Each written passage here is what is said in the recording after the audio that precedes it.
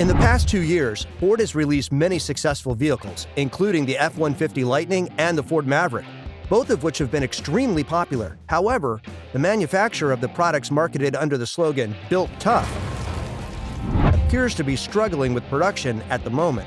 They've had over 62 recalls this year, making them the automaker with the most recalls overall in 2022. These recalls could potentially affect 7.6 million vehicles, and the CEO of Ford, Jim Farley, has had enough. Since he was appointed chief executive 2 years ago, Farley has been vocal about his dissatisfaction with the product quality, the number of warranty claims, the number of recalls, and the difficulties associated with the launch of new vehicles. However, ever since he took over the reins of this company, it seems that things have gotten even worse.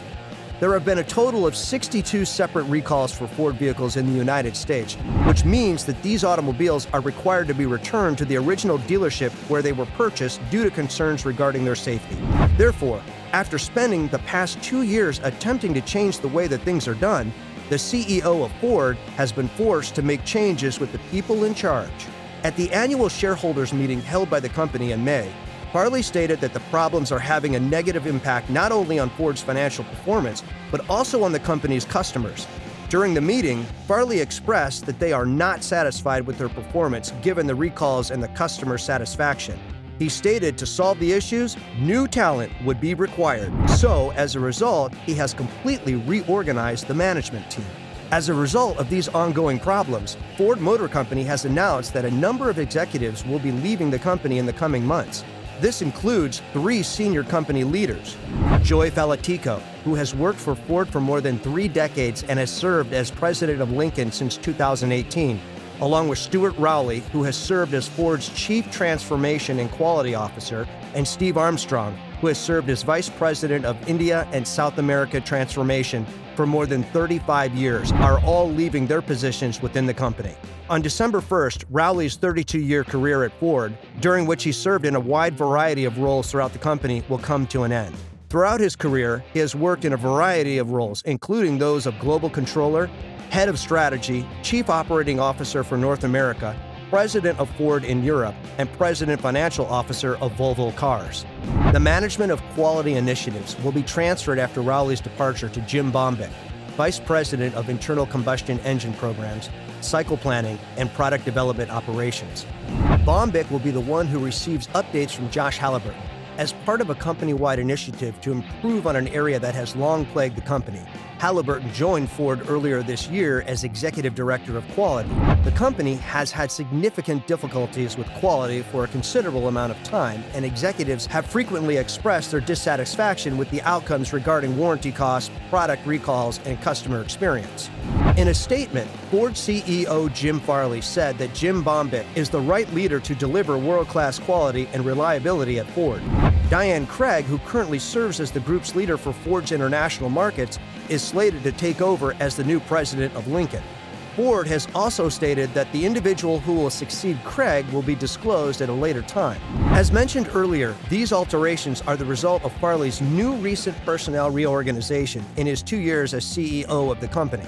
He has worked to rebuild Ford's talent ranks to match the electric and digital transition that the company is undergoing, and he has expanded the roles of many company veterans while others have left the company. He has also hired outside talent with credentials from Silicon Valley. Because there is no such thing as a perfect company, it's natural for automobile manufacturers to experience difficulties with recalls since they produce millions of vehicles each year. However, let's take into consideration how many product recalls have already been announced just this year from other manufacturing companies. Recalls affect fewer than 1 million Hyundai vehicles, approximately 1.1 million Chrysler vehicles, 1.5 General Motor vehicles, and nearly 2.3 million Tesla vehicles. These are ludicrous numbers, but when you take into account the fact that Ford has issued recalls this year that affect 7.6 million vehicles, they become relatively insignificant. That's a ridiculously high number of product recalls. The Dearborn, Michigan company announced in September of this year that some of the SUVs have a problem, and they have received reports of 25 fires caused by the motors that are located behind the glove box. 13 of the fires were contained to the blower motor area, while 12 of the fires caused significant damage to the SUVs. 3 of the fires caused damage to the structures, and one of the fires caused damage to a vehicle. Ford stated in a document that was made available by the National Highway Traffic Safety Administration that one person claimed to have had a hand and finger injury, and that all fires reported showed that the vehicles were operating at the time of the incident. According to the information provided in the article, several customers had reported issues with the functioning of the fans, the presence of smoldering odors, and smoke emanating from the vents when the vehicle is operating. This resulted in the recall of 200,000 SUVs, and Ford stated that it would replace the front blower motor assembly at no cost to the owners. Owners would begin receiving notifications about the recall on September 12th. Additionally, in February, Ford recalled 330,784 Mustangs, making it the automaker that was responsible for the most recalls overall. This recall was necessary because the active safety features on these automobiles, such as the backup cameras and the reverse lights, did not function as intended and therefore posed a potential risk to the drivers and passengers. It was speculated that a bug in the software was the root of the problem. The powertrain control module, also known as the PCM, of the vehicle would inadvertently disable a variety of features by incorrectly interpreting some of the data from the transmission gear position sensor as evidence of a problem caused by a software error.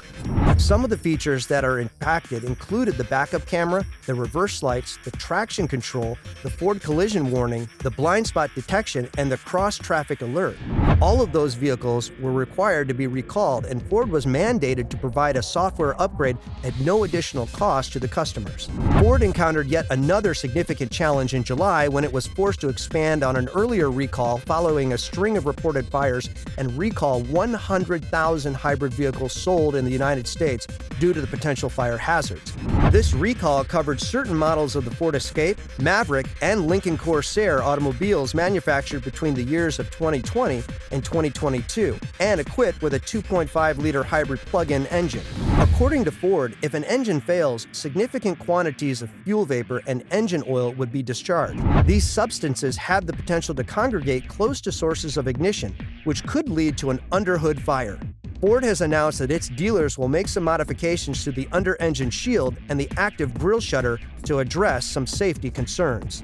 In addition, Ford stated that customers didn't need to leave their cars parked outside because they didn't experience any incidents or injuries as a result of this problem. According to Ford, there are recall components available for approximately one-third of the vehicles that have a cooling fan system that is 800 watts. However, not all of the parts for automobiles with cooling fan systems rated at 700 watts were available until September.